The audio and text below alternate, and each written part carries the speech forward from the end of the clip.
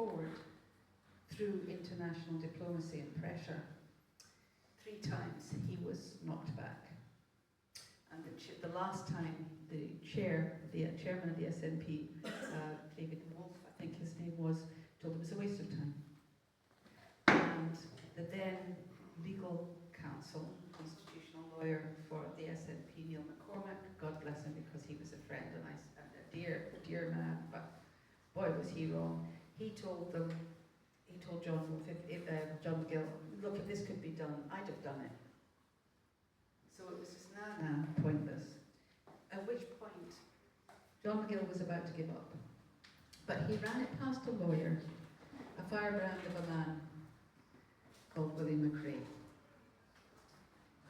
A man who was head of an SNP committee, who supported the Scottish National Liberation Movement, who they're now recorded as being a violent organisation. I don't think they ever actually hurt a soul. Not a soul. You never get caught. They blew up some post boxes, but it didn't hurt anybody. But anyway, he helped them, and he helped with a campaign to prevent the dumping of nuclear waste in the Mulracher Hills in Galloway. So there's his background. Because of him, the Scotland UN Committee did come into existence. And although most people in this room won't know it, it was because of their diplomatic efforts. It's been covered up, and I'm sorry, but it's been covered up by members of the SNP as well as the Labour people, because none of them are Scots to understand. And the British state, most of all, doesn't want to understand what can be achieved at an international level. But the Scottish Parliament that was finally granted came about because of diplomatic manoeuvres carried out by the Scotland UN Committee. What they actually did, if you are interested, with WILLIE McCRAE's help and advice, it was just a small group of people, they wrote to various members of the European, who wanted to become members of the European Union, and pointed out that the reason they were being blocked, which had to do with human rights violations and top-down, kind of government policies that held people down and didn't give them any say in their own affairs, that the absence of certain democratic measures, levers, measurements in their countries meant that they were being blocked. But here they were in Scotland. Look how they're being blocked there. And they created a real situation. Because they had quiet meetings, they put in documentation, they backed up everything they were saying, and they showed very clearly that apparently once you were in the European Union, nobody cared whether you were breaking the rules. And after all, that's a good soundtrack. That's one of the resistance members on it an awkward time. Sorry about that. Okay. So that was the tactic, and basically these countries shown the evidence that the so-called UK, or what the so-called UK was doing in Scotland, compared with what was blocking their membership. Well, you can imagine how they reacted. And the result ultimately was that Tony Blair was told, you may lose your seat in the Council of Europe, your position will be untenable within the UN, and so on and so forth, unless you do something about this. That is the real way that Scotland got devolution. It wasn't the Labour Party. Tony Blair was fighting, spitting and hissing against it right up to the last minute. And as we all know, what he actually did was he got his advisors and designers together, and they came up with the Scotland Act that actually just tightened the grip around Scotland's throat in the name of devolution. However, it was seen as a step towards independence by the Scotland UN Committee. It was done with the assistance of WILLIE McCRAE. And so, and it almost didn't happen because that whole idea of an international campaign was rejected by the political establishment. those of you who know what Salvo has been doing and liberation and how hard that's been and how we are treated by the political establishment will understand why that's kind of our, Willie McCRAE is kind of our hero and patron saint. But there's another thing he did, and this is also little to unknown, and it led us to finally uncover the fact that it's a very intense research that there was an elephant standing in the middle of the room.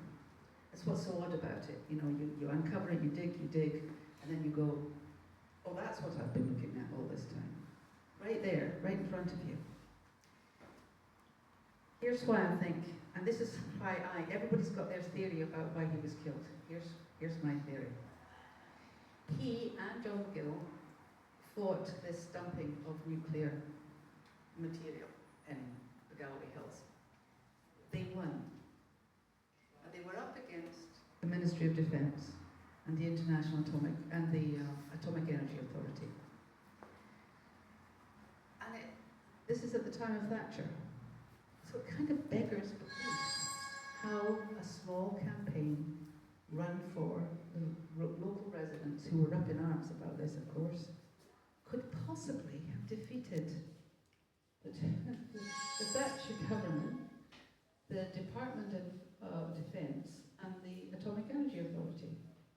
Nobody's ever answered that question, and the proceedings of the hearings have never been released. But I looked at the fact that something equally peculiar happened when Strathclyde held a referendum on privatisation of water. You'll remember at that time, Thatcher was privatising everything that moved and anything that didn't.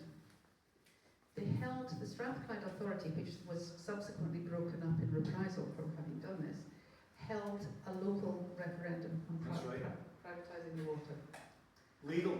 Yeah. And the people said no. Well, Thatcher backed off. Why? What on earth? Why would she back off? But she did. And our water, as a result in Scotland, is not privatised. Finally, we come to the fracking consultation, which some of you may remember. Now, did you know that the licences had already been awarded for fracking Scotland? But they had a consultation, and the people overwhelmingly said no. And the English government backed off again. The Scottish government didn't have the authority to ban it, but they could impose a moratorium, which has remained in place ever since, on the basis of the people's response. The question I had was why? Why? Well, of course, now we know why. And we know what Willie McCRAE found out. We know because we have now found out that the British government, the English government, has claimed that Scotland is not a dependency, not a colony, because it's a partner in the Union. Every lawyer you'll hear talks about the partner in the Union. All our politicians will talk about the partner in a voluntary union. To have a partnership, you must have a partnership agreement. That agreement is the Treaty of Union. Was that by Well, they ratified it, the King, but the first couple of articles of the Treaty of Union talk about a united single kingdom, right? You've all heard about the single united kingdom? One kingdom? We all became one kingdom of Great Britain? Says that in the treaty? Never flipping happened. They put the treaty in the bin. They added Scotland to the English crown.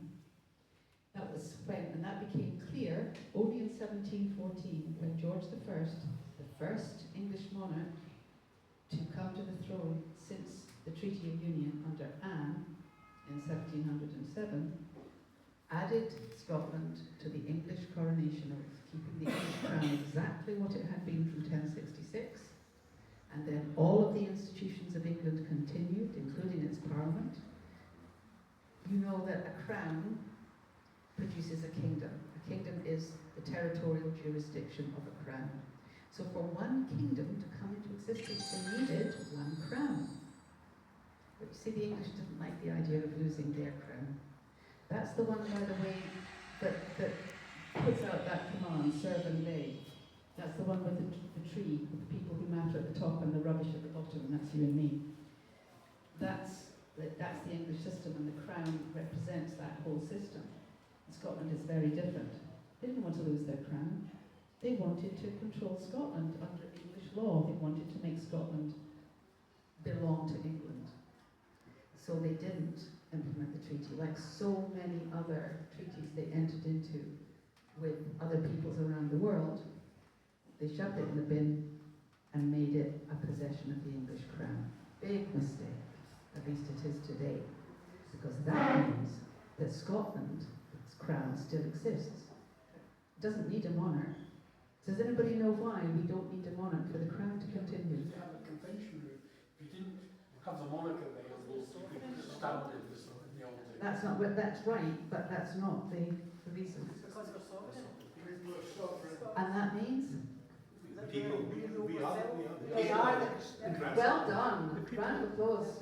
The people of Scotland are the crown. Are the crown, yeah. We are. Again, they're telling you on this platform, we're the only Scots to crush. The crown, the one that sits on the top of the monarch, is the people of Scotland and Scotland. And it still exists. And so even if we've never had our own monarch for 300 odd years, the crown's still there. And the crown in Scotland owns the damn lot. And we're the crown, and the crown owns the territory. A kingdom is the territorial jurisdiction of the crown, right? Then, if the people say no, it's no. What happens if they don't back off? Maybe there'll be a test case. Maybe someone will bring it to court. What happens then? Then it comes out. Everyone's been told there's a British crown, haven't they? Charles is the King of Britain, and that's a merged crown. The two, remember Dorothy Bain at the Supreme Court in 2022, saying that everybody knows that in 1707 the two kingdoms of England and Scotland were extinguished and replaced by the Kingdom of Great Britain. Scotland's Attorney General at the Supreme Court talking utter rubbish. The two crowns still remain. That means the two kingdoms remain. We've been living in a fantasy. Willie McCRAE, I am quite certain, discovered that in the process of backing off these people from dumping nuclear waste. But what did it mean? What did he understand? What did Thatcher realise he'd found out? It meant that the oil and gas that she was using to fund the Argentine war belonged to Scotland exclusively, and they couldn't route it down to the English Treasury if that came out. Among other things, the union's a fraud. It's a fiction. They've told the international community that we're in a partnership. We're not a colony, but if we're under the English crown, that's all we can be. Think of what was at stake. Now, here's the other reason I think that's why he was killed. Either the day before or some days before he committed suicide. John McGill, he was, by the way, the lawyer for the Scotland UN Committee. John McGill was driving down you can find all this on Electric Scotland, by the way, he was driving down a country road in Scotland when the back end of his car began to fishtail. He said the police told him afterwards he did all the wrong things, but he got the car under control one way or other. Then he got out when he should have stayed put, apparently, and he went and called for help. What was later discovered was that someone had shot at him. What? He'd been shot. His car, it's presumed, but not necessarily the case by people I've talked to, that they were aiming for the tyre. Because you know what happens if your tyre explodes? And then they would have picked him off. But they missed the tyre, the car fishtailed, and he was gone. So I think he got away with his life just. But then Willie McCRAE is taken out on a similar abandonment. So what did these two have in common? They were both members of the Scotland UN Committee.